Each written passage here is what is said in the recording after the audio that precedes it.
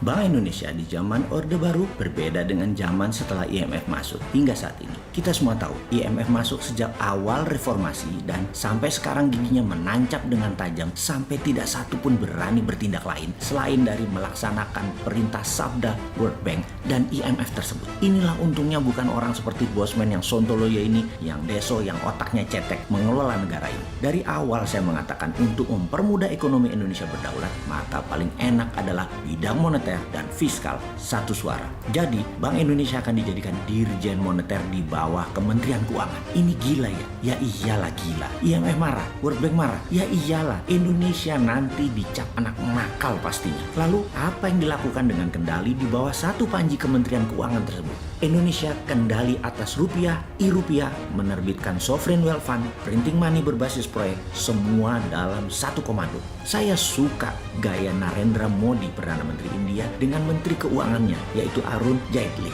Berdua manuvernya cantik banget, kompak, dan kalau rapat hanya berdua saja. Tahu-tahu gebrakannya revolusioner. Tax amnesty yang ditiru Indonesia, yang ternyata gagal, merupakan prestasi India oleh Arun Jaitley, yang setelah itu pembangunan India cepat sekali tumbuhnya di atas 7% setahunnya dalam waktu yang cukup panjang hingga tahun 2015. Jadi ketika Trump ingin meriset Federal Reserve, di mana dia akan membuat Federal Reserve di bawah Ministry of Finance, saya tertawa dalam hati karena kegilaan kita ternyata diikuti oleh Trump. GR ya saya? Ya iyalah. Di awal saya berpikir mengendalikan bank sentral akan ditentang banyak negara. Ternyata negara motherfucker biang kerok keributan Amerika, negara preman, state sponsor terorisme di bawah administrasi Trump akan melakukan hal yang sama. Lalu setelah mengendalikan Federal Reserve Amerika, mereka akan menerapkan gold standar dalam printing money dolar di kemudian hari. Di luar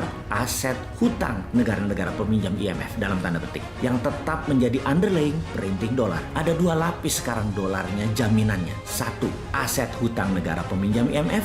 Dua, gold. Ini wendeng dan ini melawan globalis cabal secara head to head, di mana globalis elitis cabal itu akan menggunakan algoritma currency seperti Bitcoin dan Libra, di mana kalau digital currency globalis jalan, dolar tanpa underlying emas, maka globalis akan menang peperangan di dalam kendali mata uang. Kita semua tahu sebuah perkataan, you control food, you control people, you control energy, you control country, you control currency, you control the world, you control health, you control life. Jadi dalam mengendalikan currency, Anda akan mengendalikan dunia. Dalam mengendalikan kesehatan, Anda mengendalikan kehidupan manusia. Mulai paham perebutannya sekarang. Benar, control country dan control health. Jadi mengapa dalam video visi 2030 saya mengatakan bahwa nanti mata uang dunia di atas tahun 2030 tidak lebih hanya 10 currency.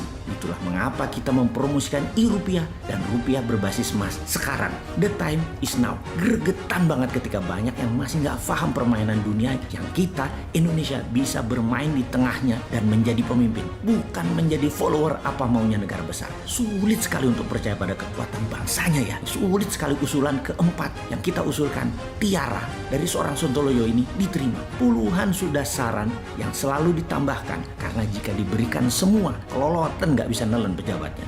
Mulai dari SWF, printing money berbasis proyek, TINA ketika bunga bank 0, Tiara dedolarisasi dengan i-rupiah adalah bukan hanya untuk membangun ekonomi semata, tetapi membangun 7 pilar bernegara berbarengan. Belum lagi kalau ternyata battle space oleh Tiongkok dan Amerika diletuskan, pasti gelegepan lagi, bingung lagi. Padahal code name Star War sudah diluncurkan kemarin. Beginian ada nggak yang monitor sih? Makanya usulan i-rupiah berani dikerjakan dong. Kita susul mereka di tikungan.